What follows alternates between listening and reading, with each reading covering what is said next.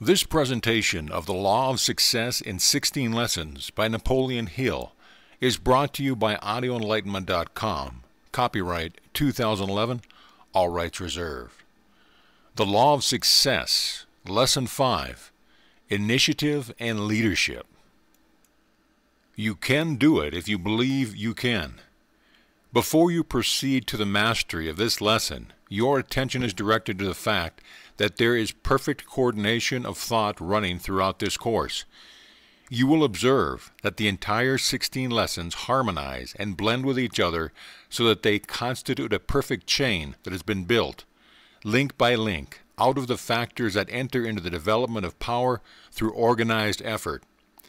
You will observe also that the same fundamental principles of applied psychology form the foundation of each of these 16 lessons, although different application is made of these principles in each of the lessons. This lesson on initiative and leadership follows the lesson on self-confidence for the reason that no one could become an efficient leader or take the initiative in any great undertaking without belief in himself. Initiative and leadership are associated terms in this lesson for the reason that leadership is essential for the attainment of success, and initiative is the very foundation upon which this necessary quality of leadership is built. Initiative is as essential to success as a hub is essential to a wagon wheel. And what is initiative? It is that exceedingly rare quality that prompts, nay, impels a person to do that which ought to be done without being told to do it. Albert Hubbard expressed himself on the subject of initiative in the words, "The world bestows its big prizes, both in money and honors, for one thing, and that is initiative." What is initiative? I'll tell you. It is doing the right thing without being told. But next to doing the right thing without being told is to do it when you are told once. That is to say, carry the message to Garcia. Those who can carry a message get high honors, but their pay is not always in proportion. Next, there are those who do the right thing when necessity kicks them from behind, and these get indifference instead of honors and pittance for pay. This kind spend most of the time polishing a bench with a hard luck story. Then, still lower down in the scale than this, we have the fellow who will not do the right thing, even when someone goes along to show him how and stays to see that he does it. He is always out of a job, and receives the contempt he deserves unless he has a rich pa, in which case destiny patiently waits around the corner with a stuffed club. To which class do you belong? Inasmuch as you will be expected to take inventory of yourself and determine which of the 15 factors of this course you need most after you have completed the 16th lesson, it may be well if you begin to get ready for this analysis by answering the question that Albert Hubbard has asked. To which class do you belong? One of the peculiarities of leadership is the fact that it is never found in those who have not acquired the habit of taking the initiative. Leadership is something that you must invite yourself into. It will never thrust itself upon you. If you will carefully analyze all leaders whom you know, you will see that not only exercise initiative, but they went about their work with a definite purpose in mind. You will also see that they possessed that quality described in the 3rd lesson of this course, self-confidence. These facts are mentioned in this lesson for the reason that it will profit you to observe that successful people make use of all the factors covered by the 16 lessons of the course, and for the more important reason that it will profit you to understand thoroughly the principle of organized effort which this reading course is intended to establish in your mind. This seems an appropriate place to state that this course is not intended as a shortcut to success, nor is it intended as a mechanical formula that you may use in noteworthy achievement without effort on your part. The real value of the course lies in the use that you will make of it, and not in the course itself. The chief purpose of the course is to help you develop in yourself the 15 qualities covered by the 16 lessons of the course, and one of the most important of these qualities is initiative, the subject of this lesson. We will now proceed to apply the principle upon which this lesson is founded by describing in detail just how it served successfully to complete a business transaction which most people would call difficult. In 1916, I needed $25,000 with which to create an educational institution, but I had neither this sum nor sufficient collateral with which to borrow it through the usual banking sources. Did I bemoan my fate or think of what I might accomplish if some rich relative or good Samaritan would come to my rescue by loaning me the necessary capital? I did nothing of the sort. I did just what you will be advised throughout this course to do. First of all, I made the securing of this capital my definite chief aim. Second, I laid out a complete plan through which to transform this aim into reality. Backed by sufficient self-confidence and spurred on by initiative, I proceeded to put my plan into action. But before the action stage of the plan had been reached, more than 6 weeks of constant, persistent study and effort and thought were embodied in it. If a plan is to be sound, it must be built of carefully chosen material. You will here observe the application of the principle of organized effort, through the operation of which it is possible for one to ally or associate several interests in such a way that each of these interests is greatly strengthened and each supports all the others, just as one link in a chain supports all the other links. I wanted this $25,000 in capital for the purpose of creating a school of advertising and salesmanship. 2 things were necessary for the organization of such a school. One was the $25,000 capital, which I did not have, and the other was my proper course of instruction, which I did have. My problem was to ally myself with some group of men who needed that which I had, and who would supply me the $25,000. This alliance had to be made through a plan that would benefit all concerned. After my plan had been completed, and I was satisfied that it was equitable and sound, I laid it before the owner of a well-known and reputable business college, which just then was finding competition quite keen and was badly in need of a plan for meeting this competition. My plan was presented in about these words. Whereas you have one of the most reputable business colleges in the city, and whereas you need some plan with which to meet the stiff competition in your field, and whereas your good reputation has provided you with all the credit you need, and whereas I have a plan that will help you meet this competition successfully, be it resolved that we ally ourselves through a plan that will give you that which you need and at the same time supply me with something which I need. Then I proceeded to unfold my plan further in these words. I have written a very practical course on advertising and salesmanship. Having built this course out of my actual experience in training and directing salesmen, and my experience in planning and directing many successful advertising campaigns, I have back of it plenty of evidence of its soundness. If you will use your credit in helping market this course, I will place it in your business college as one of the regular departments of your curriculum and take entire charge of this newly created department. No other business college in the city will be able to meet your competition for the reason that no other college has such a course as this. The advertising that you do in marketing this course will serve also to stimulate the demand for your regular business course. You may charge the entire amount that you spend for this advertising to my department, and the advertising bill will be paid out of that department, leaving you the accumulative advantage that will accrue to you and your other departments without cost to you. Now I suppose you will want to know where I profit by this transaction, and I will tell you. I want you to enter into a contract with me in which it will be agreed that when the cash receipts from my department equal the amount that you have paid out of the contracted to pay out the advertising, my department and my course in advertising and salesmanship become my own, and I may have the privilege of separating this department from your school and running it under my own name. The plan was agreeable, and the contract was closed. Please keep in mind that my definite purpose was to secure the use of $25,000 for which I had no security to offer.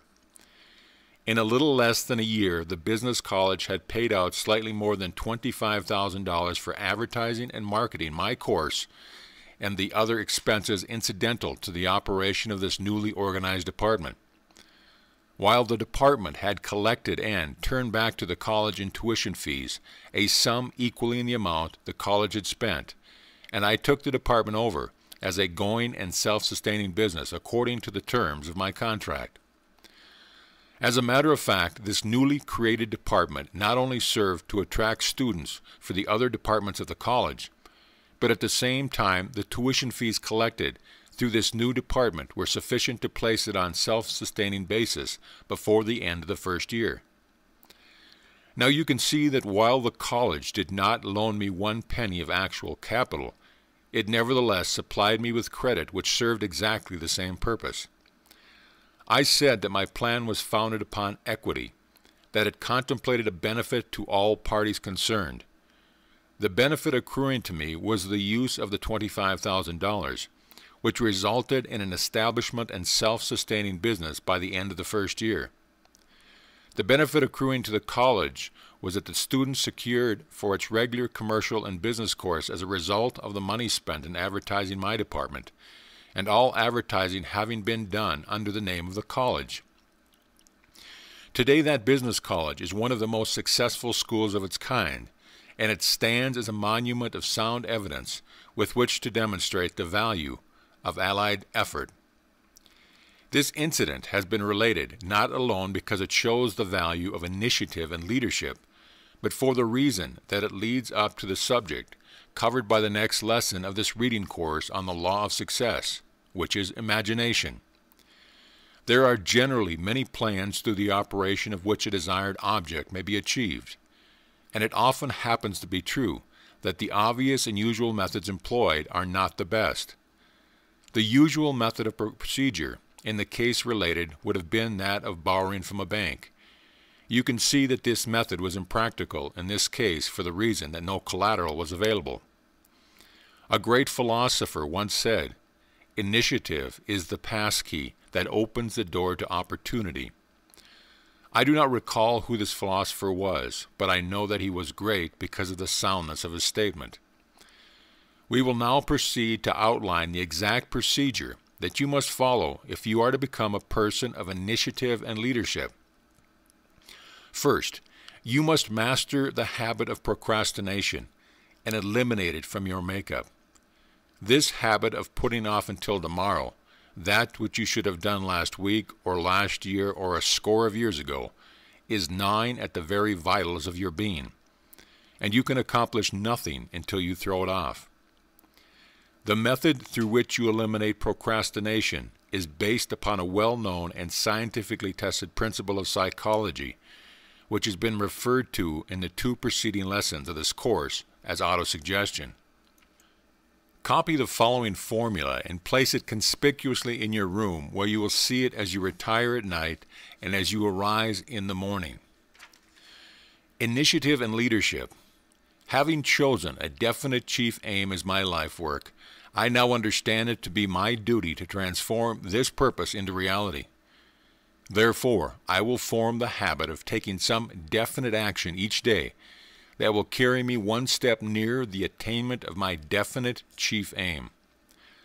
I know that procrastination is a deadly enemy of all who would become leaders in any undertaking, and I will eliminate this habit from my makeup by A. Doing some one definite thing each day that ought to be done without anyone telling me to do it. B. Looking around until I find at least one thing that I can do each day that I've not been in the habit of doing, and that will be of value to others without exception of pay. C. Telling at least one other person each day of the value of practicing this habit of doing something that ought to be done without being told to do it. I can see that the muscles of the body become strong in proportion to the extent to which they are used. Therefore, I understand that the habit of initiative also becomes fixed in proportion to the extent that it is practiced. I realize that the place to begin developing the habit of initiative is in the small, commonplace things connected with my daily work. Therefore I will go at my work each day as I were doing it solely for the purpose of developing this necessary habit of initiative. I understand that by practicing this habit of taking the initiative in connection with my daily work, I will not only develop habit, but I will also be attracting the attention of those who will place greater value on my services as a result of this practice. Sign the document. Regardless of what you are doing now, every day brings you face to face with a chance to render some service outside of the course of your regular duties that will be of value to others. In rendering this additional service of your own accord, you of course understand that you are not doing so with the object of receiving monetary pay. You are rendering this service because it provides you with ways and means of exercising, developing, and making stronger the aggressive spirit of initiative, which you must possess before you can ever become an outstanding figure in the affairs of your chosen field of life work. Those who work for money alone, and who receive for their pay nothing but money, are always underpaid, no matter how much they receive. Money is necessary, but the big prizes of life cannot be measured in dollars and cents. No amount of money could possibly be made to take the place of the happiness and joy and pride that belong to the person who digs a better ditch, or builds a better chicken coop, or sweeps a cleaner floor, or cooks a better meal. Every normal person loves to create something that is better than the average. The joy of creating a work of art is a joy that cannot be replaced by money or any other form of material possession. I have in my employ a young lady who opens, assorts, and answers much of my personal mail. She began in my employ more than 3 years ago. Then her duties were to take dictation when she was asked to do so. Her salary was about the same as that which others received for similar service. One day I dictated the following motto, which I asked her to typewrite for me. Remember that your only limitation is the one that you set up in your own mind. As she handed the typewritten page back to me, she said, "Your motto has given me an idea that is going to be of value to both you and me." I told her I was glad to have been of service to her. The incident made no particular impression on my mind, but from that day on I could see that it had made a tremendous impression on her mind. She began to come back to the office after supper and perform service that she was neither paid for nor expected to perform. Without anyone telling her to do it, she began to bring to my desk letters that she had answered for me. She had studied my style, and these letters were attended to as well as I could have done it, in some instances much better. She kept up this habit until my personal secretary resigned. When I began to look for someone to take his place, what was more natural than to turn to this young woman to fill the place? Before I had time to give her the position, she took it on her initiative. My personal mail began to come to my desk with the new secretary name attached, and she was that secretary. On her own time, after hours, without additional pay, she had prepared herself for the best position on my staff. But that is not all.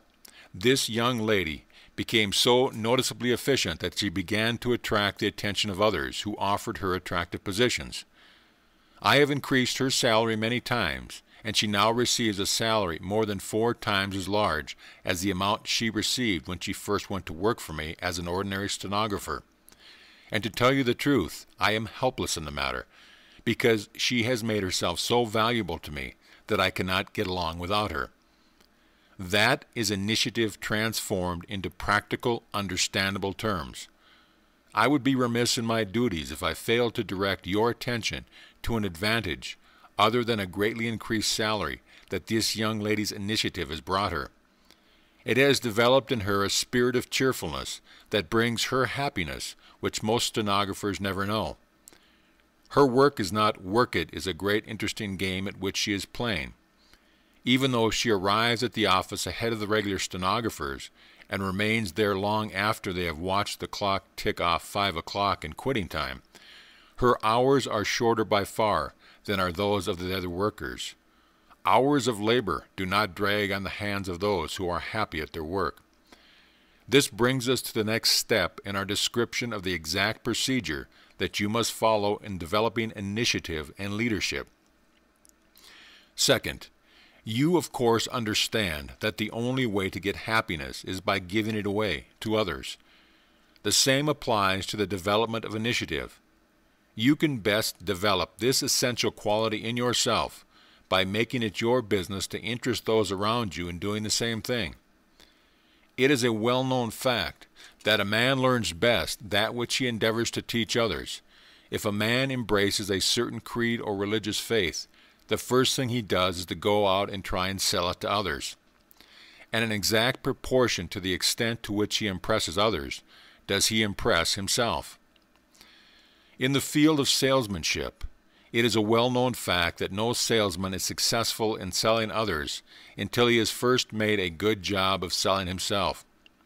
Stated conversely, no salesman can do his best to sell others without sooner or later selling himself that which he's trying to sell to others. Any statement that a person repeats over and over again for the purpose of inducing others to believe it, he also will come to believe. And this holds good whether the statement is false or true. You can now see the advantage of making it your business to talk initiative, think initiative, eat initiative, sleep initiative, and practice initiative. By so doing, you are becoming a person of initiative and leadership. For it is a well-known fact that people will readily, willingly, and voluntarily follow the person who shows by his action that he is a person of initiative. In the place where you work or the community in which you live, you come in contact with other people. Make it your business to interest every one of them who will listen to you in the development of initiative. It will not be necessary for you to give your reasons for doing this, nor will it be necessary for you to announce the fact that you are doing it. Just go ahead and do it. In your mind, you will understand, of course, that you are doing it because this practice will help you and will at least do those whom you influence in the same practice no harm. If you wish to try an experiment that will prove both interesting and profitable to you, pick out some person of your acquaintance whom you know to be a person who never does anything that he is not expected to do, and begin selling him your idea of initiative. Do not stop by merely discussing the subject once. Keep it up every time you have a convenient opportunity. Approach the subject from a different angle each time. If you go at this experiment in a tactful and forceful manner, you will soon observe a change in the person on whom you are trying to experiment. And you will observe something else of a more important still. You will observe a change in yourself. Do not fail to try this experiment. You cannot talk initiative to others without developing a desire to practice it yourself. Through the operation of the principle of autosuggestion, every statement that you make to others leaves its imprint on your own subconscious mind, and this holds good whether your statements are false or true. You have often heard the saying, "He who lives by the sword will die by the sword." Properly interpreted, this simply means that we are constantly attracting to ourselves and weaving into our own characters and personalities those qualities which our influence is helping to create in others. If we help others develop the habit of initiative, we in turn develop the same habit. If we sow the seeds of hatred and envy and discouragement in others, we in turn develop those qualities in ourselves. This principle, through which a man comes to resemble in his own nature those whom he most admires, is fully brought out in Hawthorne's story, The Great Stone Face, a story that every parent should have his offspring read. We come now to the next step in our description of the exact procedure that you must follow in developing initiative and leadership. Third, before we go further, let it be understood what is meant by the term leadership, as it is used in connection with this reading course on the law of success. There are two brands of leadership, and one of them is as deadly and destructive as the other is helpful and constructive. The deadly brand, which leads not to success, but to absolute failure, is the brand adopted by pseudo-leaders who force their leadership on unwilling followers. It will not be necessary here to describe this brand or to point out the fields of endeavor in which it is practiced, with the exception of the field of war. And in this field we will mention but one notable exception, that of Napoleon. Napoleon was a leader, there can be no doubt about this, but he led his followers and himself to destruction. The details are recorded in the history of France and the French people, where you may study them if you choose. It is not Napoleon's brand of leadership that is recommended in this course, although I will admit that Napoleon possessed all the necessary fundamentals for great leadership, excepting one he lacked, the spirit of helpfulness to others as an objective. His desire for the power that comes through leadership was based solely on self-aggrandizement. His desire for leadership was built upon personal ambition and not upon the desire to lift the French people to a higher and nobler station in the affairs of nations. The brand of leadership that is recommended through this course of instruction is the brand which leads to self-determination and freedom, and self-development and enlightenment and justice. This is the brand that endures. For example, and as a contrast with the brand of leadership through which Napoleon raised himself into prominence, consider our own American commoner Lincoln. The object of his leadership was to bring truth and justice and understanding to the people of the United States. Even though he died a martyr to his belief in this brand of leadership, his name has been engraved upon the heart of the world in terms of loving kindliness that will never bring aught but good to the world. Both Lincoln and Napoleon led armies in warfare, but the objects of their leadership were as different as night is different from day. If it would give you a better understanding of the principles upon which this reading course is based, you could easily be cited to leadership of today which resembles both the brand that Napoleon employed and that which Lincoln made the foundation of his life work. But this is not essential. Your own ability to look around and analyze men who take the leading parts in all lines of endeavor is sufficient to enable you to pick out the Lincoln as well as the Napoleon types. Your own judgment will help you decide which type you prefer to emulate. There can be no doubt in your mind as to the brand of leadership that is recommended in this reading course, and there should be no question in your mind as to which of the two brands described you will adopt as your brand. We make no recommendation on this subject, however, for the reason that this reading course has been prepared as a means of laying before its students the fundamental principles upon which power is developed, and not as a preachment on ethical conduct. We present both the constructive and the destructive possibilities of the principles outlined in this course, that you may become familiar with both, but we leave entirely to your own discretion the choice and application of these principles, believing that your own intelligence will guide you to make a wise selection. The penalty of leadership. In every field of human endeavor, he that is first must perpetually live in the white light of publicity. Whether the leadership be vested in a man or in a manufactured product, emulation and envy are ever at work. In art, in literature, in music, in industry, the reward and the punishment are always the same. The reward is widespread recognition, the punishments fierce denial and detractions.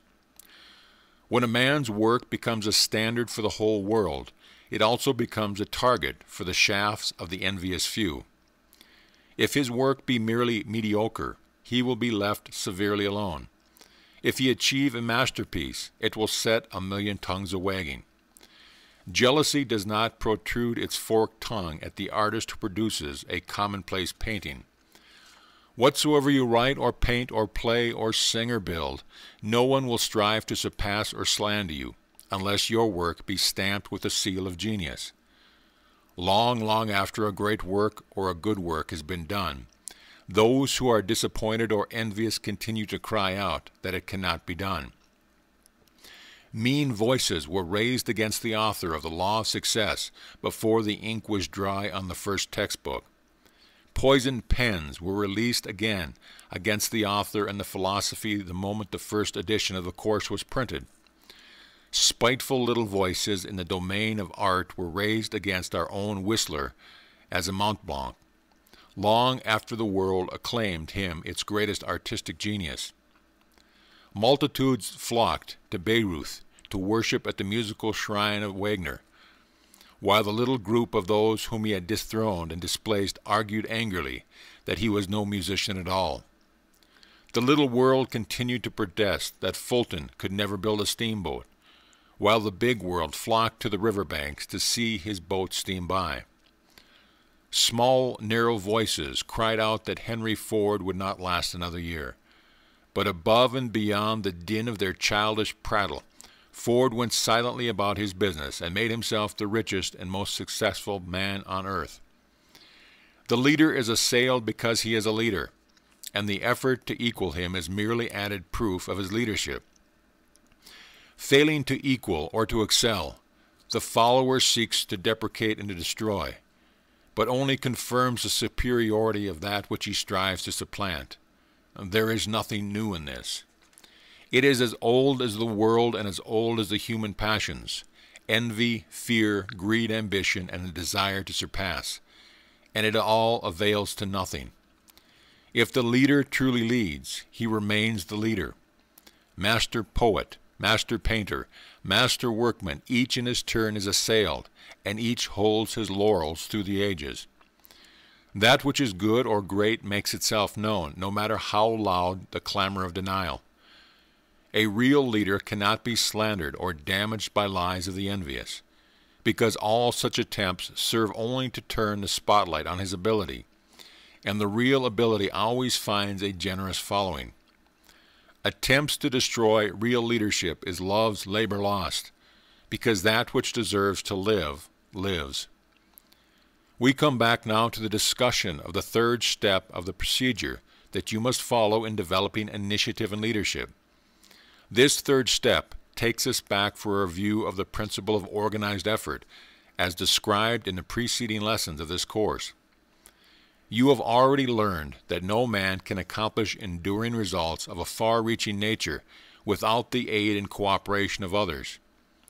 You have already learned that when two or more persons ally themselves in any undertaking, in the spirit of harmony and understanding, each person in the alliance thereby multiplies his own power of achievement. Nowhere is this principle more evidenced than it is in an industry of business in which there is perfect teamwork between the employer and the employees. Wherever you find this teamwork, you find prosperity and goodwill on both sides. Cooperation is said to be the most important word in the English language. It plays an important part in the affairs of the home, in the relationship of man and wife, parents and children. It plays an important part in the affairs of state. So important is this principle of cooperation that no leader can become powerful or last long who does not understand and apply it in his leadership. Lack of cooperation has destroyed more business enterprises than have all other causes combined. In my 25 years of active business experience and observation, I have witnessed the destruction of all manner of business enterprises because of dissension and lack of application of this principle of cooperation. In the practice of law, I have observed the destruction of homes and divorce cases without end as a result of the lack of cooperation between man and wife. In a study of the histories of nations, it becomes alarmingly obvious that lack of cooperative effort has been a curse to the human race all back down the ages. Turn back the pages of these histories and study them, and you will learn a lesson in cooperation that will impress itself indelibly upon your mind. You are paying, and your children and your children's children will continue to pay for the cost of the most expensive and destructive war the world has ever known, because nations have not yet learned that a part of the world cannot suffer without damage and suffering to the whole world. This same rule applies with telling effect in the conduct of modern business and industry. When an industry becomes disorganized and torn asunder by strikes and other forms of disagreement, both the employers and employees suffer irreparable loss. But the damage does not stop there. This loss becomes a burden to the public and takes on the form of higher prices and scarcity of the necessities of life. The people of the United States who rent their homes are feeling the burden at this very moment of lack of cooperation between contractors and builders and the workers. So uncertain has the relationship between the contractors and their employees become that the contractors will not undertake a building without adding to the cost an arbitrary sum sufficient to protect them in the event of labor troubles. This additional cost increases rents and places unnecessary burden upon the backs of millions of people. In this instant, the lack of cooperation between a few men places heavy and almost unbearable burdens upon millions of people. The same evil exists in the operation of our railroads. Lack of harmony and cooperation between the railroad management and the workers has made it necessary for the railroads to increase their freight and passenger rates, and this in turn has increased the cost of life's necessities to almost unbearable proportions. Here again, lack of cooperation between a few leads to hardships for millions of people. These facts are cited without effort or desire to place the responsibility for this lack of cooperation, since the object of this reading course is to help its student get at facts. It may be truthfully stated that the high cost of living that everywhere manifests itself today has grown out of a lack of application of the principle of cooperative leadership. Those who wish to decry present systems of government and industrial management may do so, but in the final analysis it becomes obvious to all except those who are not seeking the truth that the evils of government and of industry have grown out of the lack of cooperation. Nor can it be truthfully said that all the evils of the world are confined to the affairs of state and industry. Take a look at the churches and you will observe the damaging effects of lack of cooperation. No particular church is cited, but analyze any church or group of churches where lack of coordination of effort prevails, and you will see evidence of disintegration that limits the service these services could render. For example, take the average town or small city where rivalry has sprung up between the churches, and notice what has happened, especially those towns in which the number of churches is far out of proportion to the population. Through harmonized effort and through cooperation, the churches of the world could wield sufficient influence to render war an impossibility. Through this same principle of cooperative effort, the churches and the leaders of business and industry could eliminate rascality and sharp practices, and all this could be brought about speedily. These possibilities are not mentioned in a spirit of criticism, but only as a means of illustrating the power of cooperation, and to emphasize my belief in the potential power of the churches of the world. So there will be no possibility of misinterpretation of my meaning in the reference that I have here made to churches.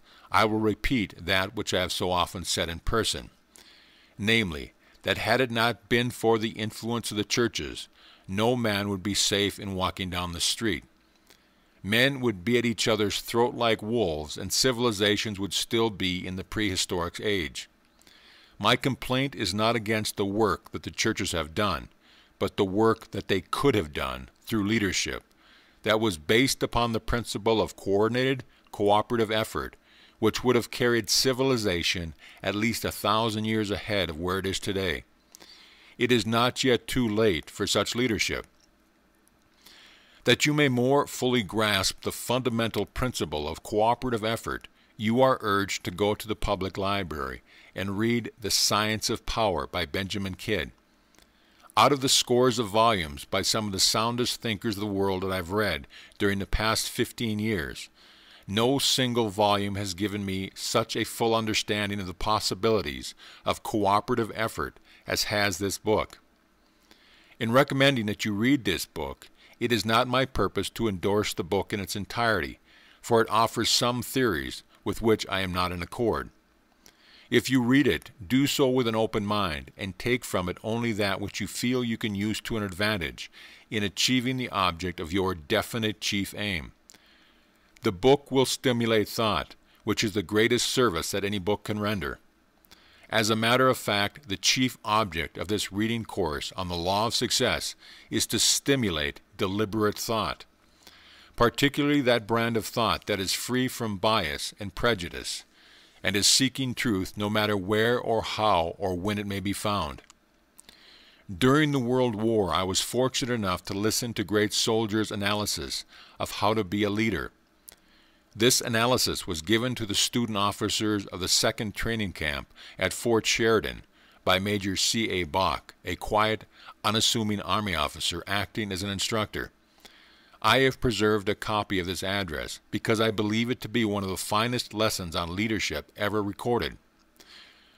The wisdom of Major Bach's address is so vital to the businessman aspiring to leadership, or to the section boss, or to the stenographer, or to the foreman of the shop, or to the president of the works, that I have preserved it as part of this reading course.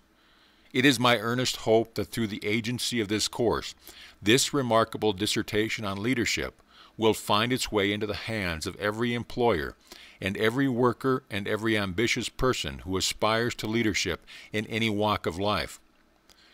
The principles upon which the address is based are applicable to leadership in business and industry and finance as they are in a successful conduct of warfare. Major Bach spoke as follows.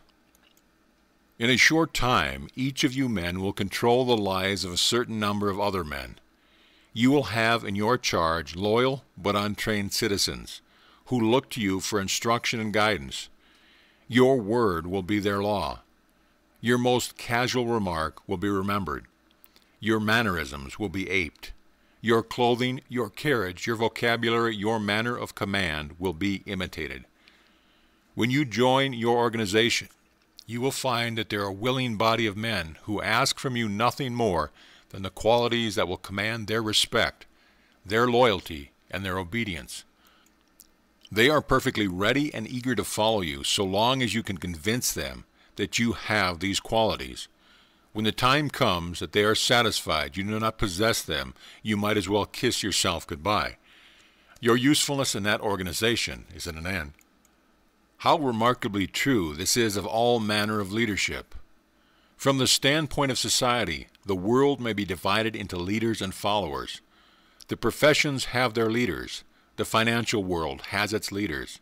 In all this leadership, it is difficult, if not impossible, to separate from the element of pure leadership that selfish element of personal gain or advantage to the individual, without which any leadership would lose its value.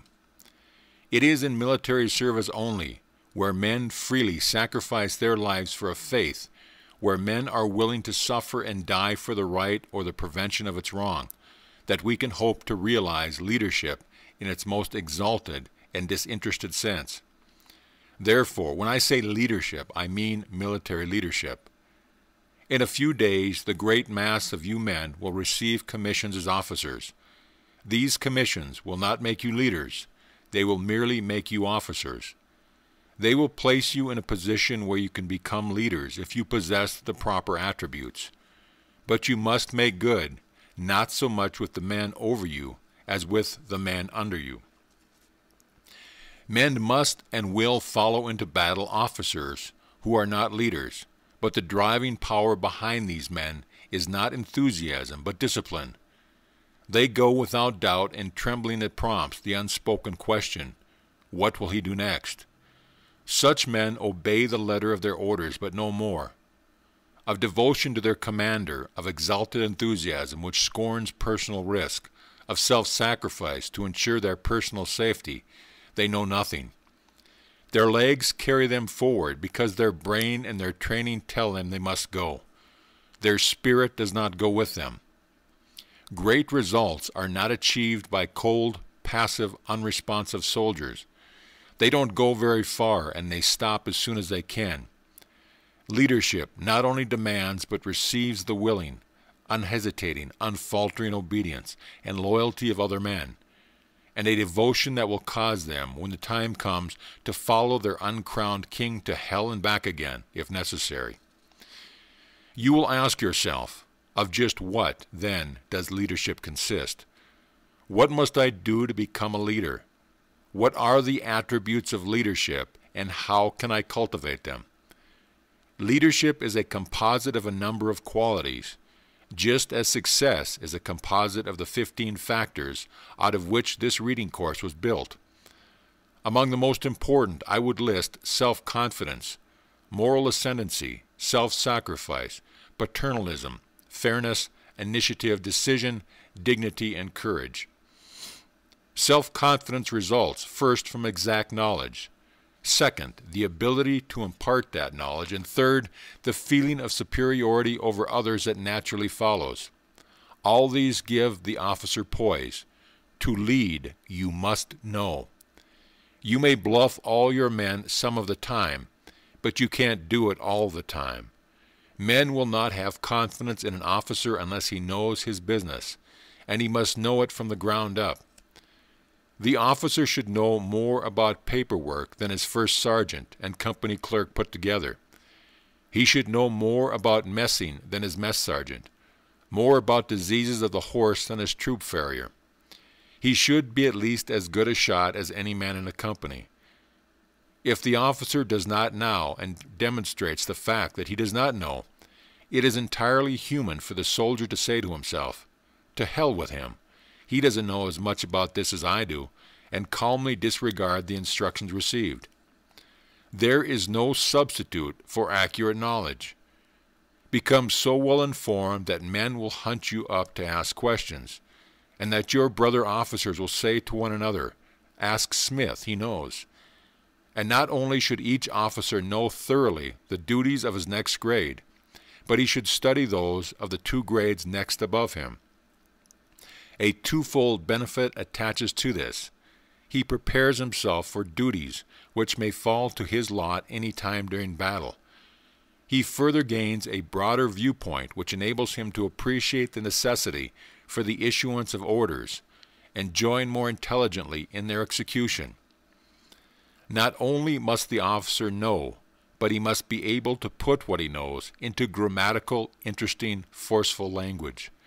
He must learn to stand on his feet and speak without embarrassment. I am told that in British training camps, student officers are required to deliver a 10-minute talk on any subject they choose. That is an excellent practice, for to speak clearly, one must think clearly, and clear, logical thinking expresses itself in definite, positive orders. While self-confidence is the result of knowing more than your men, moral ascendancy over them is based upon your belief that you are the better man. To gain and maintain this ascendancy, you must have self-control, physical vitality and endurance and moral force. You must have yourself so well in hand that even though in battle you may be scared stiff, you will never show it. For if by so much as a hurried movement or a trembling of the hands, or a change of expression or a hasty order hastily revoked, you indicate your mental condition, it will be reflected in your men in a far greater degree. In garrison or camp, many instances will arise to try your temper and wreck the sweetness of your disposition. If at such times you fly off the handle, you have no business to be in charge of men. For men in anger say and do things that they almost invariably regret afterwards. An officer should never apologize to his men. Also, an officer should never be guilty of an act for which his sense of justice tells him he should apologize. Another element in gaining moral ascendancy lies in the possession of enough physical vitality and endurance to withstand the hardships to which you and your men are subjected, and a dauntless spirit that enables you not only to accept them cheerfully, but to minimize their magnitude. Make light of your troubles, belittle your trials, and you will help vitality to build up within your organization, an esprit whose value in time of stress cannot be measured. Moral force is the third element in gaining moral ascendancy. To exert moral force, you must live clean. You must have sufficient brain power to see the right and the will to do right. Be an example to your men. An officer can be a power for good or a power for evil. Don't preach to them. That will be worse than useless. Live the kind of life you would have them lead. and you will be surprised to see the number that will imitate you. A loud-mouthed, profane captain who is careless of his personal appearance will have a loud-mouthed, profane, dirty company. Remember what I tell you, your company will be the reflection of yourself. If you have a rotten company, it will be because you are a rotten captain. Self-sacrifice is essential to leadership. You will give all the time. You will give of yourself physically for the longest hours. The hardest work and the greatest responsibility are the lot of the captain. He is the first man up in the morning and the last man in at night. He works while others sleep. You will give of yourself mentally, in sympathy and appreciation for the troubles of men in your charge. This one's mother has died, and that one has lost all his savings in a bank failure.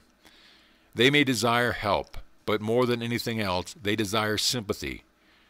Don't make the mistake of turning such men down with a statement that you have troubles of your own. For every time you do that, you knock a stone out of the foundation of your very own house. Your men are your foundation, and your house of leadership will tumble about your ears unless it rests securely upon them. Finally, you will give of your own slender financial resources. You will frequently spend your own money to conserve the health and well-being of your men, or to assist them when in trouble. Generally, you get your money back. Very frequently, you must charge it off to profit and loss. Even so, it is worth the cost. When I say that paternalism is essential to leadership, I use the term in its better sense. I do not now refer to that form of paternalism which robs men of initiative, self-reliance, and self-respect. I refer to the paternalism that manifests itself in a watchful care for the comfort and welfare of those in your charge. Soldiers are much like children. You must see that they have shelter, food, and clothing, the best that your utmost efforts can provide. You must see that they have food to eat before you think of your own, that they have each as good a bed as can be provided before you consider where you will sleep. You must be far more solicitous of their comfort than of your own. You must look after their health. You must conserve their strength by not demanding needless exertion or useless labor. And by doing all these things, you are breathing life into what would otherwise be a mere machine. You are creating a soul in your organization that will make the mass respond to you as though it were one man, and that is esprit. And when your organization has this esprit, you will wake up some morning and discover that your tables have been turned, that instead of your constantly looking out for them, they have, without even a hint from you, taken up the task of looking out for you. You will find that a detail is always there to see that your tent, if you have one, is promptly pitched, that the most and the cleanest bedding is brought to your tent, that from some mysterious source 2 eggs have been added to your supper when no one else has any, that an extra man is helping your men give your horse a super grooming, that your wishes are anticipated, that every man is Johnny on the spot, and then you have arrived. You cannot treat all men alike. A punishment that would be dismissed by one man with a shrug of the shoulders is mental anguish for another. A company commander who, for a given offense, has a standard punishment that applies to all is either too indolent or too stupid to study the personality of his men. In his case, justice is certainly blind. Study your men as carefully as the surgeon studies a difficult case. And when you are sure of your diagnosis, apply the remedy. And remember that you apply the remedy to effect a cure, not merely to see the victim squirm. It may be necessary to cut deep, but when you are satisfied as to your diagnosis, don't be diverted from your purpose by any false sympathy for the patient. Hand in hand with fairness in awarding punishment walks fairness in giving credit. Everybody hates a human hog. When one of your men has accomplished an especially creditable piece of work, see that he gets the proper reward. Turn heaven and earth upside down to get it for him. Don't try to make it away from him and hog it for yourself. You may do this and get away with it, but you have lost the respect and loyalty of your men. Sooner or later, your brother officers will hear of it and shun you like a leper. In war, there is glory enough for all. Give the man under you his due. The man who always takes and never gives is not a leader. He is a parasite. There is another kind of fairness, that which will prevent an officer from abusing the privileges of his rank. When you expect respect from soldiers, be sure you treat them with equal respect. Build up their manhood and self-respect. Don't try and pull it down. For an officer to be overbearing and insulting in the treatment of enlisted men is the act of a coward. He ties the man to a tree with ropes of discipline and then strikes him in the face, knowing full well that the man cannot strike back. Consideration, courtesy, and respect from officers toward enlisted men are not incompatible with discipline. They are parts of our discipline. Without initiative and decision, no man can expect to lead. In maneuvers, you will frequently see, when an emergency arises, certain men calmly give instant orders which later on analysis prove to be, if not exactly the right thing, but very nearly the right thing to have done. You will see other men in emergency become badly rattled. Their brains refuse to work, or they give a hasty order, revoke it, give another, revoke that. In short, show every indication of being in a blue funk. Regarding the first man, you may say, "That man is a genius. He hasn't had time to reason this thing out. He acts intuitively." Forget it. Genius is merely the capacity for taking infinite pains. The man who is ready is the man who has prepared himself. He has studied beforehand the possible situations that might arise. He has made tentative plans covering such situations. When he is confronted by the emergency, he is ready to meet it. He must have sufficient mental alertness to appreciate the problem that confronts him and the power of quick reasoning to determine what changes are necessary in his already formulated plan. He must also have the decision to order the execution and stick to his orders. Any reasonable order in an emergency is better than no order. The situation is there, meet it.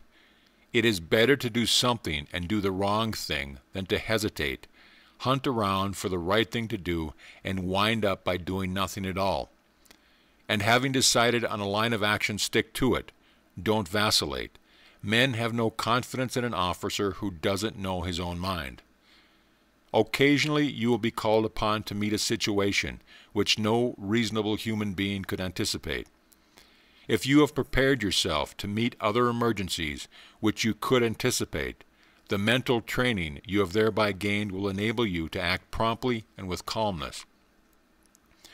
You must frequently act without orders from higher authority. Time will not permit you to wait for them. Here again enters the importance of studying the work of officers above you. If you have a comprehensive grasp of the entire situation and can form an idea of the general plan of your superiors, that and your previous emergency training will enable you to determine that the responsibility is yours and to issue the necessary orders without a delay. The element of personal dignity is important in military leadership. Be the friend of your men, but do not become their intimate. Your men should stand in awe of you, not fear. If your men presume to become familiar, it is your fault and not theirs. Your actions have encouraged them to do so. And above all things, don't cheapen yourself by courting their friendship or currying their favor. They will despise you for it. If you are worthy of their loyalty and respect and devotion, they will surely give all things without asking. If you are not, nothing that you can do will win them. It is exceedingly difficult for an officer to be dignified while wearing a dirty, spotted uniform and a 3-day stubble of whiskers on his face. Such a man lacks self-respect, and self-respect is an essential of dignity. There may be occasions when your work entails dirty clothes and an unshaved face. Your men all look that way, At such times there is ample reason for your appearance. In fact, it would be a mistake to look too clean. They would think that you were not doing your share. But as soon as this unusual occasion has passed, set an example for personal neatness. And then I would mention courage. Moral courage you need as well as mental courage. That kind of moral courage which enables you to adhere without faltering to a determined course of action, which your judgment has indicated is one of the best suited to secure the desired result. You will find many times, especially in action, that after having issued your orders to do a certain thing, you will be beset by misgivings and doubt. You will see, or think you see, other and better means for accomplishing the object sought.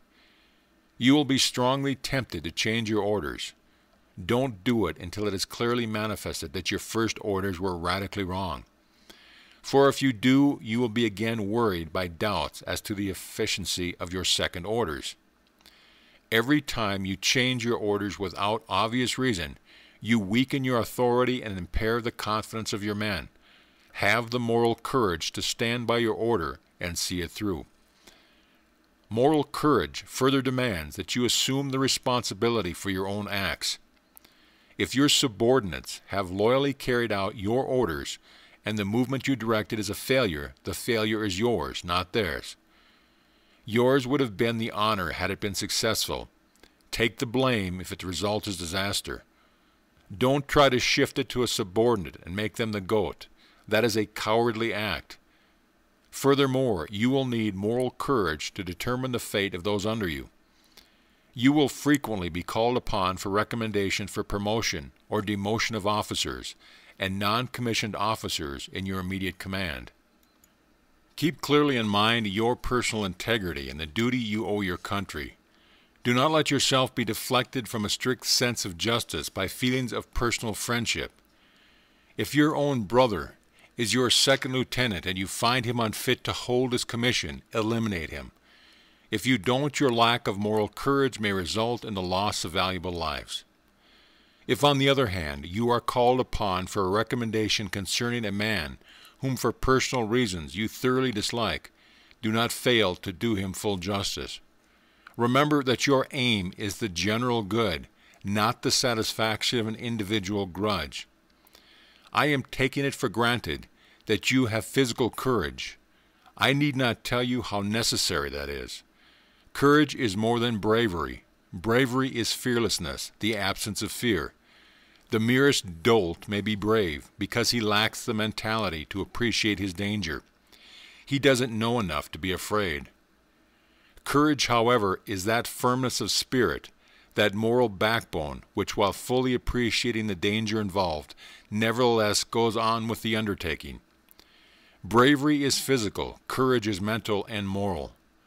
You may be cold all over, your hands may tremble, your legs may quake, your knees be ready to give way.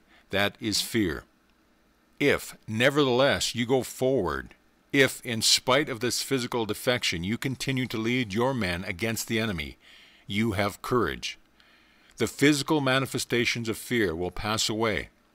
You may never experience them but once. They are the buck fever of the hunter who tries to shoot his first deer. You must not give way to them. A number of years ago, while taking a course in demolitions, the class of which I was a member was handling dynamite. The instructor said regarding to its manipulation, "I must caution you gentlemen to be careful in the use of these explosives. One man has but one accident, and so I would caution you. If you give way to fear, that will doubtless beset you in your first action. If you show the white feather, if you let your men go forward while you hunt a shell crater, you will never again have the opportunity of leading these men. Use judgment in calling on your men for displays of physical courage or bravery. Don't ask any man to go where you would not go yourself. If your common sense tells you that the place is too dangerous for you to venture into, then it is too dangerous for him. You know his life is as valuable to him as yours is to you. Occasionally, some of your men must be exposed to danger which you cannot share. A message must be taken across a fire-swept zone. you call for volunteers. If your men know you and know that you are right, you will never lack volunteers. For they will know your heart is your work, that you are giving your country the best you have, that you would willingly carry the message yourself if you could. Your example and enthusiasm will have inspired them. And lastly, if you aspire to leadership, I would urge you to study men. Get under their skins and find out what is inside. Some men are quite different from what they appear to be on the surface. Determine the working of their mind. Much of General Robert E. Lee's success as a leader may be ascribed to his ability as a psychologist. He knew most of his opponents from West Point days, knew the workings of their minds, and he believed that they would do certain things under certain circumstances, and in nearly every case he was able to anticipate their movement and block the execution. You cannot know your opponent in this war in the same way, but you can know your own men. You can study each to determine wherein lies his strength and his weakness, which man can be relied upon to the last gasp and which cannot. Know your men, know your business, know yourself. In all literature, you will not find a better description of leadership than this. Apply it to yourself or to your business or to your profession or to the place where you are employed, and you will observe how well it serves you as your guide. Major Bach's address is one that might well be delivered to every boy and girl who graduates in high school. It might well be delivered to every college graduate. It might well become the book of rules for every man who is placed in a position of leadership over other men, no matter in what calling, business, or profession. In Lesson 2, you learned the value of a definite chief aim. Let it be here emphasized that your aim must be active and not passive. A definite aim will never be anything else but a mere wish unless you become a person of initiative and aggressively and persistent pursue that aim until it has been fulfilled. You can get nowhere without persistence, a fact which cannot be too often repeated. The difference between persistence and lack of it is the same as the difference between wishing for a thing and positively determining to get it. To become a person of initiative, you must form the habit of aggressively and persistently following the object of your desire and definite chief aim, until you acquire it, whether this requires 1 year or 20 years. You might as well have no definite chief aim as to have such an aim without continuous effort to achieve it. You are not making the most of this course if you do not take some step each day that brings you near realization of your definite chief aim. Do not fool yourself or permit yourself to be misled to believe that the object of your definite chief aim will matter, alive if you only wait. The materialization will come through your own determination, backed by your own carefully laid plans, and your own initiative in putting these plans into action, or it will not come at all. One of the major requisites for leadership is the power of quick and firm decision. Analysis of more than 16,000 people disclosed the fact that leaders are always men of ready decision, even in matters of small importance, while the follower is never a person of quick decision. This is worth remembering. The follower, in whatever walk of life you find him, is a man who seldom knows what he wants. He vacillates, procrastinates, and actually refuses to reach a decision, even in matters of the smallest importance, unless a leader induces him to do so. To know that the majority of people cannot and will not reach decisions quickly, if at all, is of great help to the leader, who knows what he wants and has a plan for getting it. Here it will be observed how closely allied are the two laws covered by Lesson 2 and this lesson. The leader not only works with a definite chief aim, but he has a very definite plan for attaining the object of that aim. It will be seen then also that the law of self-confidence becomes an important part of the working equipment of the leader. The chief reason why the follower does not reach decisions is that he lacks the self-confidence to do so. Every leader makes use of the law of a definite purpose, the law of self-confidence, and the law of initiative and leadership. And if he is an outstanding, successful leader, he makes use also of the laws of imagination, enthusiasm, self-control, pleasing personality, accurate thinking, concentration, and tolerance. Without the combined use of all these laws, no one may become a really great leader. Omission of a single one of these laws lessens the power of the leader proportionately. A salesman for the LaSalle Extension University called on a real estate dealer in a small western town for the purpose of trying to sell the real estate man a course in salesmanship and business management. When the salesman arrived at the prospective student's office, he found the gentleman pecking out a letter by the two-finger method of an antiquated typewriter. The salesman introduced himself, then proceeded to state his business and describe the course he had come to sell. The real estate man listened with apparent interest. After the sales talk had been completed, the salesman hesitated, waiting for some signs of yes or no from his prospective client. Thinking that perhaps he had not made the sales talk quite strong enough, he briefly went over the merits of the course he was selling a second time. Still, there was no response from the prospective student. The salesman then asked the direct question, "You want this course, do you not?" In a slow, drawling tone of voice, the real estate man replied, "Well, I hardly know whether I do or not." No doubt he was telling the truth, because he's one of the millions of men who find it hard to reach decisions. Being an able judge of human nature, the salesman then arose, put on his hat, placed his literature back in his briefcase, and made ready to leave.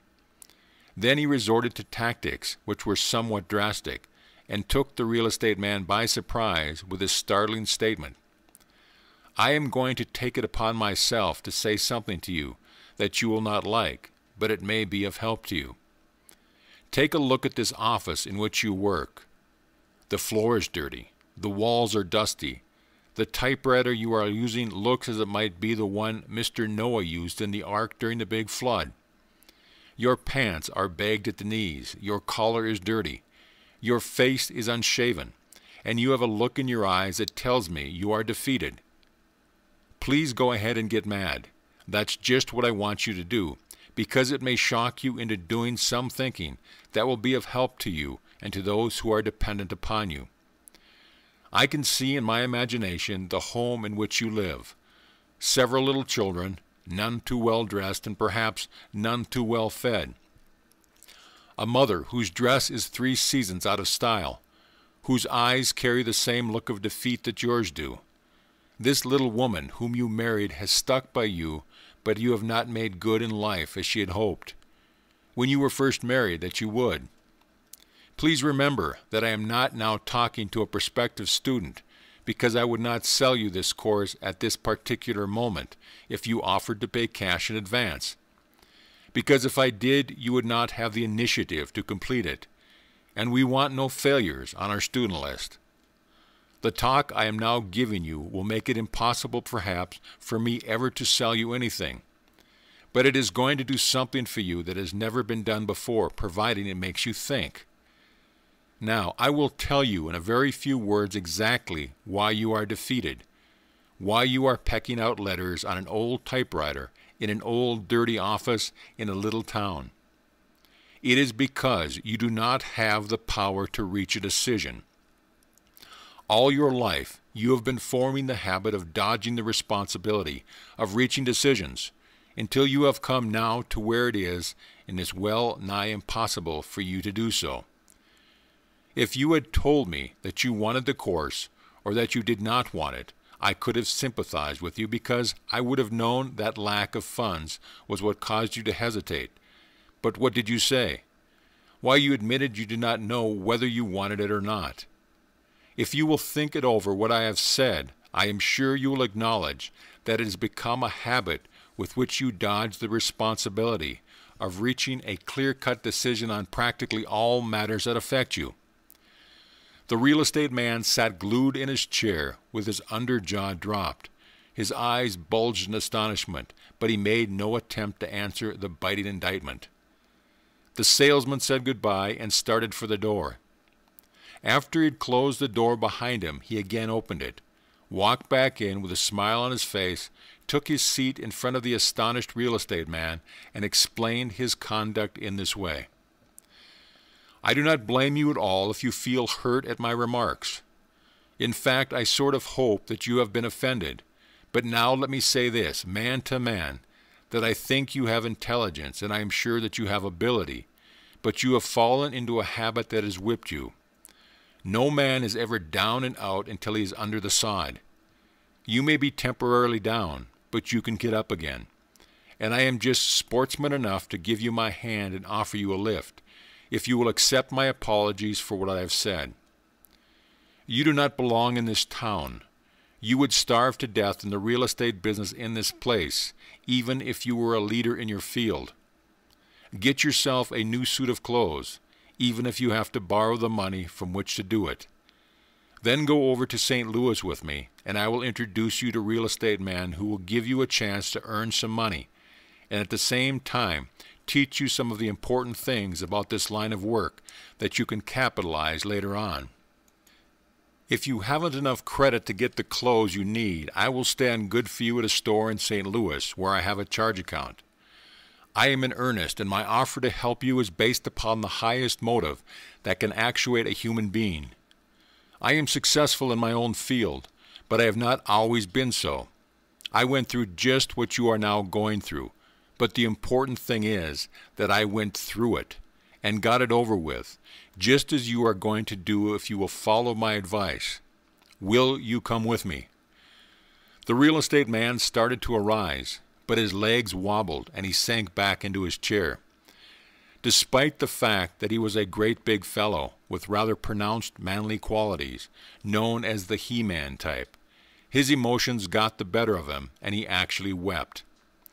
He made a second attempt and got on his feet, shook hands with the salesman, thanked him for his kindness, and said he was going to follow the advice, but he would do so in his own way. Calling for an application blank, he signed for the course on salesmanship and business management, made the first payment in nickels and dimes, and told the salesman he would hear from him again. 3 years later, this real estate man had an organization of 60 salesmen and one of the most successful real estate businesses in the city of St. Louis. The author of this course, who was advertising manager of the LaSalle Extension University at the time this incident happened, has been in this real estate man's office many times and has observed him over a period of more than 15 years. He is an entirely different man from the person interviewed by the LaSalle salesman over 15 years ago. And the thing that made him different is the same that makes you different. It is the power of decision, which is so essential to leadership. This real estate man is now a leader in the real estate field. He is directing the efforts of other salesmen and helping them to become more efficient. This one change in his philosophy has turned temporary defeat into success. Every new salesman who goes to work for this man is called into his private office before he is employed and told the story of his own transformation, word for word, just as it occurred when the LaSalle salesman first met him in his shabby little real estate office. Some 18 years ago, the author of this course made his first trip to the little town of Lumberport, West Virginia. At that time, the only means of transportation leading from Clarksburg, the largest nearby center, to Lumberport, was the Biltmore and Ohio Railroad and an interurban electric line which ran within 3 miles of the town. One could walk the 3 miles if he chose. Upon arrival at Clarksburg, I found that the only train going to Lumberport in for the noon had already gone, and not wishing to wait for the later afternoon train, I made the trip by trolley, with the intention of walking the 3 miles. On the way down, the rain began to pour, and those 3 miles had to be navigated on foot through deep yellow mud. When I arrived at Lumberport, my shoes and pants were muddy, and my disposition was none the better for the experience. The first person I met was V.L. Horner, who was then cashier of the Lumberport Bank. In a rather loud tone of voice, I asked of him, "Why do you not get that trolley line extended from the junction over to Lumberport so your friends can get in and out of town without drowning in mud?" "Did you see a river with high banks at the edge of the town as you came in?" he asked. I replied that I had seen it. "Well," he continued, "that's the reason we have no streetcars running into town. The cost of a bridge would be about $100,000, and that is more than the company owning the trolley line is willing to invest. We have been trying for 10 years to get them to build a line into town." "Trying?" I exploded. "How hard have you tried?" "We have offered them every inducement we could afford, such as a free right-of-way from the junction into town and free use of the streets, but that bridge is a stumbling block. They simply will not stand the expense, claim they cannot afford such an expense for the small amount of revenue they would receive from the 3-mile extension." Then the law of success philosophy began to come to my rescue. I asked Mr. Horner if he would take a walk over to the river with me, that we might look at the spot that was causing so much inconvenience. He said he would be glad to do so. When we got to the river, I began to take inventory of everything in sight. I observed that the Baltimore and Ohio Railroad tracks ran up and down the riverbanks on both sides of the river, that the county road crossed the river on a rickety wooden bridge, both approaches to which were on several strands of railroad track, as the railroad company had its switching yards at that point. While we were standing there, a freight train blocked the crossing and several teams stopped on both sides of the train, waiting for an opportunity to get through. The train kept the road blocked for about 25 minutes. With this combination of circumstances in mind, it required but little imagination to see that 3 different parties were or could be interested in the building of the bridge such as would be needed to carry the weight of a streetcar. It was obvious that the Baltimore and Ohio Railroad Company would be interested in such a bridge, because that would remove the county road from their switching tracks and save them a possible accident on the crossing, to say nothing of much loss of time and expense in cutting trains to allow teams to pass. It was also obvious that the county commissioner would be interested in the bridge, because it would raise the county road to a better level and make it more serviceable to the public. And of course the street railway company was interested in the bridge, but it did not wish to pay the entire cost. All these facts passed through my mind as I stood there and watched the freight train being cut for the traffic to pass through. A definite chief aim took place in my mind, also a definite plan for its attainment. The next day I got together a committee of townspeople, consisting of the mayor, councilmen, and some leading citizens, and called on the division superintendent of the Baltimore and Ohio Railroad Company at Grafton. We convinced him that it was worth 1/3 of the cost of the bridge to get the county road off his company's tracks.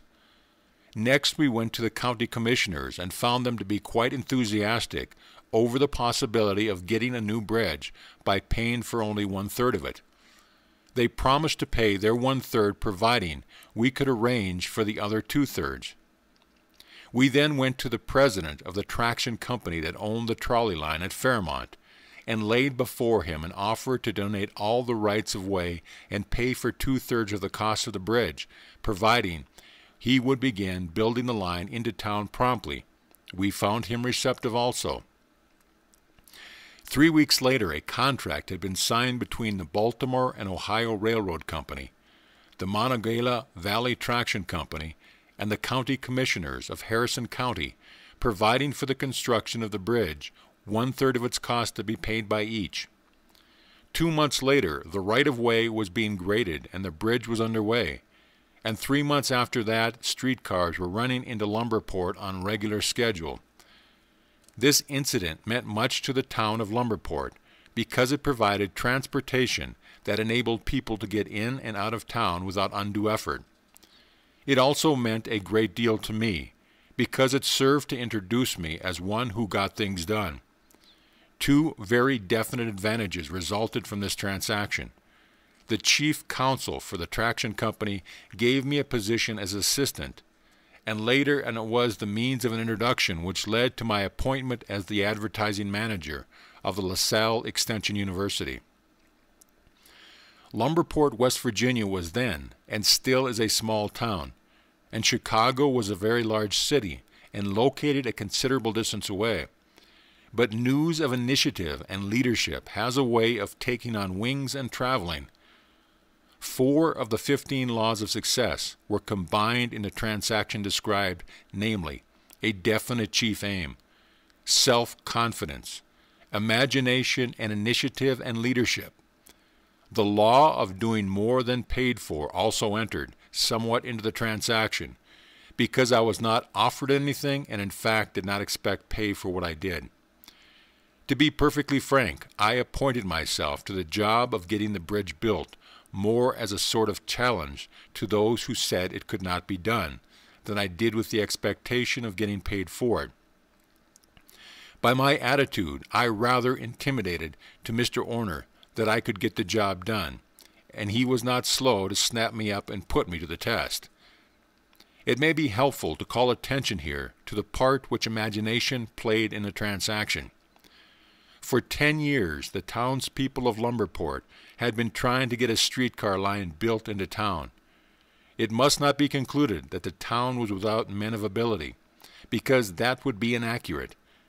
In fact, there were many men of ability in the town, but they had been making the mistake which is so commonly made by us all, of trying to solve their problem through one single source, whereas there were actually 3 sources of solution available to them. $100,000 was too much for one company to assume for the construction of a bridge, but when the cost was distributed between 3 interested parties, the amount to be borne by each was more reasonable. The question might be asked, why did not some of the local townsmen think of this 3-way solution? In the first place, they were so close to their problem that they failed to take a perspective, bird's-eye view of it, which would have suggested one solution. This also is a common mistake, and one that is always avoided by great leaders. In the second place, these town people had never before coordinated their efforts or worked as an organized group with the sole purpose in mind of finding a way to get a streetcar line built into town. This also is another common error made by men in all walks of life, that of failure to work in unison, in a thorough spirit of cooperation. I, being an outsider, had less difficulty in getting cooperative action than one of their group might have had. Too often there is a spirit of selfishness in small communities which prompts each individual to think that his ideas should prevail. It is an important part of the leader's responsibility to induce people to subordinate their own ideas and interests for the good of the whole, and this applies to matters of a civic business, social, political, financial, or industrial nature. Success, no matter what may be one's conception of that term, is nearly always a question of one's ability to get others to subordinate their own individualities and follow a leader. The leader who has the personality and the imagination to induce his followers to accept his plan and carry them out faithfully is always an able leader. The next lesson on imagination will take you still further into the art of tactful leadership. In fact, leadership and imagination are so closely allied and so essential for success that one cannot be successfully applied without the other. Initiative is the moving force that pushes the leader ahead, but imagination is the guiding spirit that tells him which way to go. Imagination enabled the author of this course to analyze the Lumberport Bridge problem, break it up into its 3 component parts, and assemble these parts in a practical working plan. Nearly every problem may be so broken up into parts which are more easily manageable as parts than they are from assembled as a whole. Perhaps one of the most important advantages of imagination is that it enables one to separate all problems into their component parts and to reassemble them in more favorable combinations. It has been said that all battles in warfare are won or lost, not on the firing line after the battle begins, but back of the lines through the sound strategy or the lack of it, used by the generals who plan the battles. What is true of warfare is equally true in business and in most other problems which confront us throughout life. We win or lose according to the nature of the plans we build and carry out, a fact which serves to emphasize the value of the laws of initiative and leadership, imagination, self-confidence, and a definite chief aim. With the intelligent use of these 4 laws, one may build plans for any purpose whatsoever, which cannot be defeated by any person or group of persons who do not employ or understand these laws. There is no escape from the truth here stated. Organized effort is effort which is directed according to a plan, that which was conceived with an aid of imagination, guided by a definite chief aim, and given momentum with initiative and self-confidence. These 4 laws blend into one and become a power in the hands of a leader. Without their aid, effective leadership is impossible. You are now ready for the lesson on imagination. Read that lesson with the thought in mind of all that has been here stated, and it will take on a deeper meaning. Intolerance, an after-the-lesson visit with the author. If you must give expression to prejudice and hatred and intolerance, do not speak it, but write it. Write it in the sands near the water's edge. When the dawn of intelligence shall spread over the eastern horizon of human progress, and ignorance and superstition shall have left their last footprints on the sands of time, it will be recorded in the last chapter of the book of man's crimes that his most grievous sin was that of intolerance. The bitterest intolerance grows out of religious, racial, and economic prejudices and differences of opinion. How long, O God, until we poor mortals will understand the folly of trying to destroy one another because we are of different religious beliefs and racial tendencies? Our allotted time on this earth is but a fleeting moment. Like a candle, we are lighted, shine for a moment, and flicker out. Why can we not learn to so live during this brief earthly visit, that when the great caravan called death draws up and announces its visit completed, we shall be ready to fold our tents and silently follow out into the great unknown without fear and trembling? I am hoping that I will find no Jews or Gentiles, Catholics or Protestants, Germans, Englishmen, or Frenchmen, when I shall have crossed the bar to the other side. I am hoping that I will find there only human souls, brothers and sisters all, unmarked by race, creed, or color, for I shall want to be done with intolerance, so I may rest in peace throughout eternity. You will see at the top of the previous page a picture which describes the futility of combat. The 2 male deer have engaged in the fight to the finish, each believing that he will be the winner. Off at the side, the female awaits the victor, little dreaming that tomorrow the bones of both combatants will be bleaching in the sun. Poor, foolish animals, someone will say. Perhaps, but not very different from the man family. Man engages his brothers in mortal combat because of competition. The 3 major forms of competition are sex, economic, and religious in nature.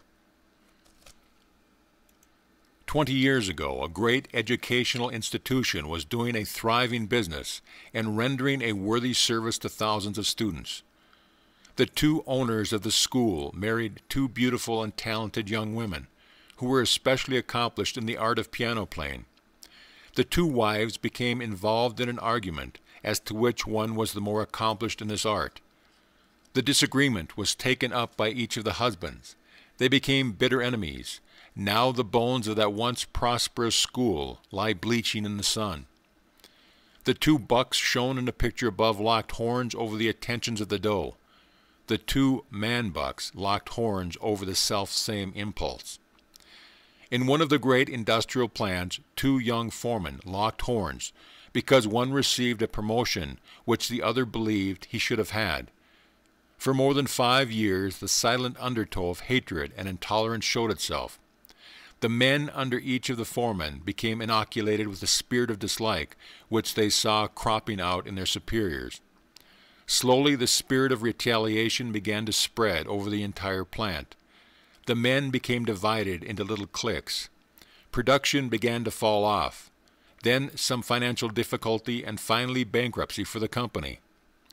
Now the bones of the once prosperous business lie bleaching in the sun, and the two foremen and several thousand others were compelled to start off all over again in another field. Down in the mountains of West Virginia lived two peaceful families of mountain folk, the Hatfields and the McCoys. They had been friendly neighbors for 3 generations. A razorback pig belonging to the McCoy family crawled through the fence into the Hatfields' family cornfield. The Hatfields turned their hound loose on the pig. The McCoys retaliated by killing the dog. Then began a feud that has lasted for 3 generations and cost many lives of the Hatfields and the McCoys. In a fashionable suburb of Philadelphia, certain gentlemen of wealth have built their homes. In front of each house the word intolerance is written. One man builds a high steel fence in front of his house. The neighbor next to him, not to be outdone, builds a fence twice as high. Another buys a new motor car, and the man next door goes him one better by purchasing 2 new cars. One remodels his house, adding a colonial-style porch. The man next door adds a new porch and a Spanish-style garage for good measure. The big mansion on top of the hill gives a reception which brings a long line of motor cars, filled with people who have nothing in particular in common with the host. Then follows a series of receptions all down the Gold Coast line, each trying to outshine all the others. The mister, but they don't call him that in fashionable neighborhoods, goes to business in the back seat of a Rolls-Royce that is managed by a chauffeur and a footman. Why does he go to business? To make money, of course. Why does he want more money when he already has millions of dollars? So he can keep outdoing his wealthy neighbors.